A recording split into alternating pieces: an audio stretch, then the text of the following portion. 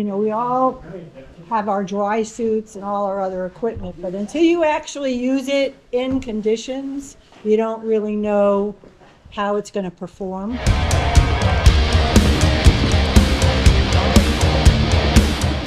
And most of us haven't been using dry suits all summer, so they've been stored away. So you always want to make sure, check your gasket, check for leaks.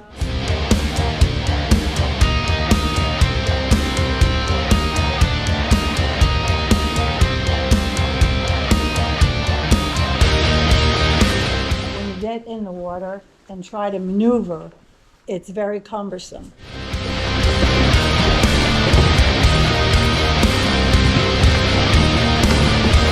So, which is another reason we do this today, because all the skills that we've been doing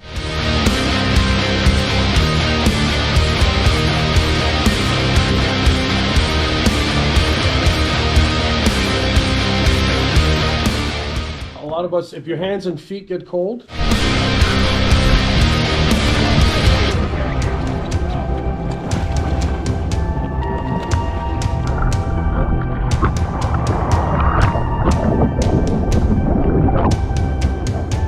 dry suit's going to keep you dry, but it's not going to keep you warm. So, and everybody has different cold tolerances, so everybody's going to be a different scenario. So it really is up to you to figure out what works for you. I've seen people, Debbie was talking about,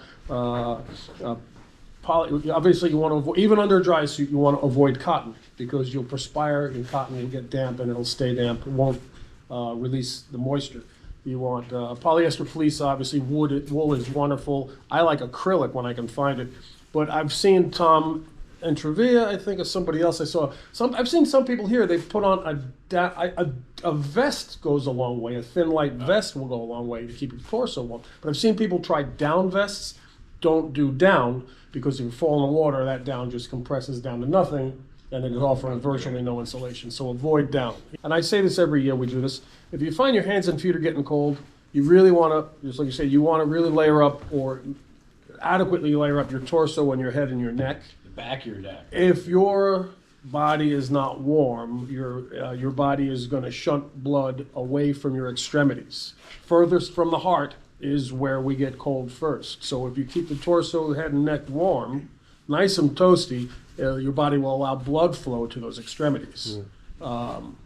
So it's, I think a lot of people figured that out don't the last really, couple of weeks. Yeah, like, you know. like And I mean, first 20 minutes were rough, and then all of a sudden my body was like, "Oh, I'm not actually." once you're cold, so paddling, push the once blood you're back up, paddling, figure. you're generating heat. That's so right. I yeah. find that very true. Once you're paddling, you get hot. Yeah, of But then course. once you stop, let's say you capsize and then you're in the water, then your whole Now, body's getting and now you got to rewarm. Right, so now you got to rewarm, even more reason why you want to protect that torso head. And again, you want to get back in your boat if you want to start paddling.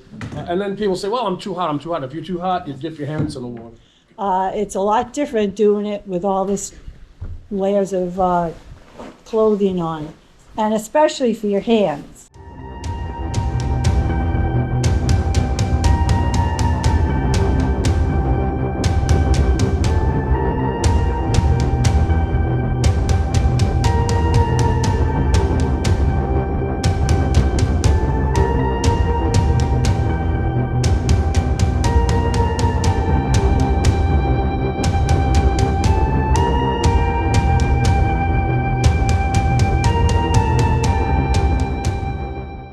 You have to burp your dry suits because you're going to get full, you'll be full of air, and then if you capsize, you're going to be floating like a big bubble.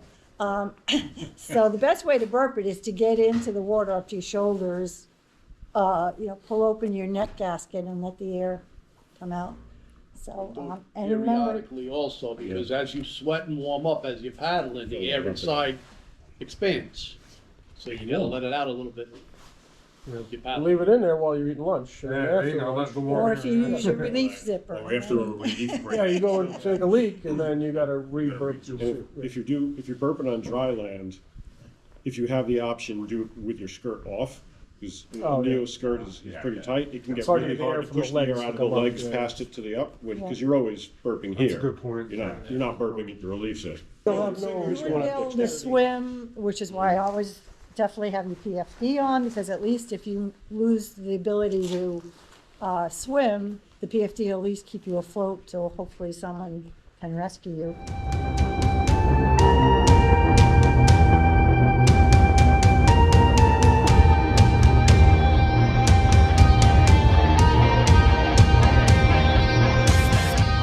Hypothermia isn't our enemy, it's cold shock. Right, right. Yeah, that's no So you sign know- at all. Yeah. Cold shock is Cold that, shock is when you that- hit the water, And you're- you have an involuntary gasp reflex, so if you're not used to going in the water and you suck down water right away, it could be over right then. Plus, you can get an ice cream headache. Ever tried to do anything when you had an ice cream headache? You can't do anything till it passes. So imagine being in the water with an ice cream headache. Like something like last year, doing Yeah. rescues and. If you don't remember an ice cream headache, yeah. buy some ice cream. Hold on, got a brain freeze. No pressure. Camera's on.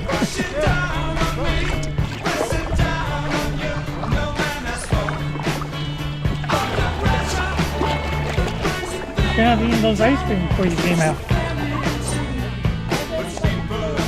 No. Nope, not. I can't feel it.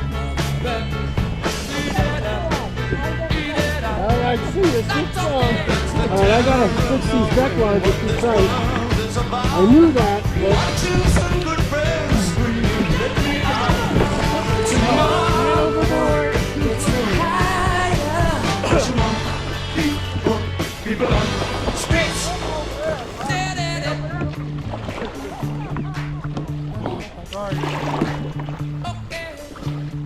skirt is over there. Highly recommended you always paddle with somebody during the winter, because if for some reason you have an emergency, you don't have much time to survive in this temperature of water, so you really have a much better chance if there's somebody there to help get you out of the water.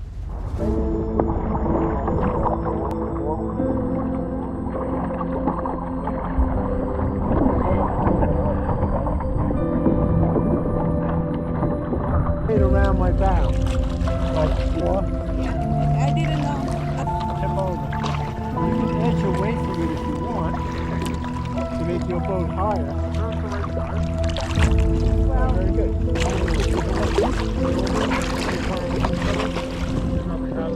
Yeah, we have to see them. Pick them up so you can get there. And then we kind of just went over it.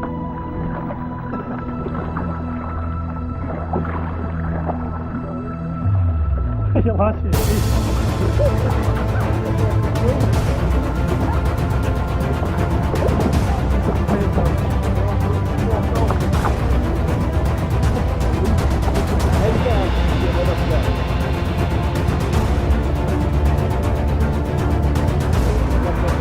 If you don't recover from that cold gasp right away, you know, and the only way to get used to that is practice, you know, realizing when you go in the water to hold your breath, keep your mouth shut, you know, even when it's unexpected, but that comes from training. Does splashing your face help?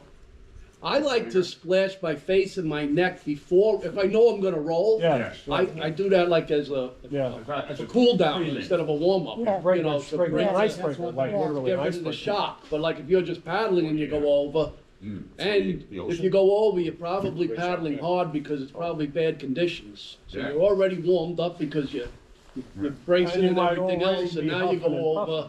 Yeah. And if you don't roll right away, you know, cold shock is worse than hypothermia. That's it. Yeah. Yeah.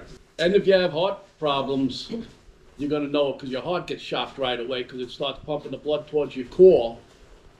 And if you have any kind of coronary issues, they're gonna show itself at that time. You're going in the water, it's the back of the neck that really needs a lot of protection. Having neoprene over that doesn't mean you need it. You can figure out what works for you and test yourself, you know, in recently cold water.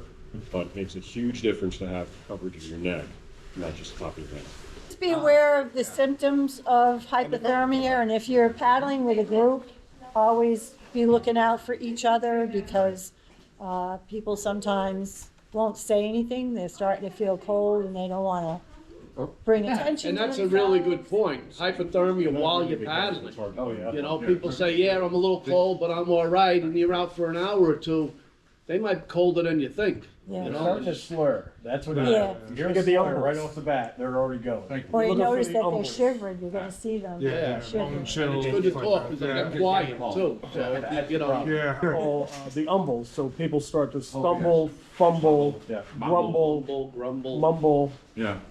and that means they're clumsy, they're irritable, so I'm pretty much hypothermic all the time. You won't be able to tell, but no, if you see somebody at lunch is like sitting in the corner quiet, or they're constantly fumbling, or well, I mean, you know, your hands get cold, you're having trouble holding your lunch or whatever, but you want to keep an eye on that.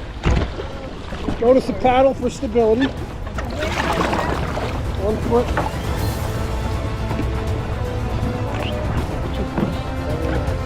Beautiful. Not very nice. I'm in, but not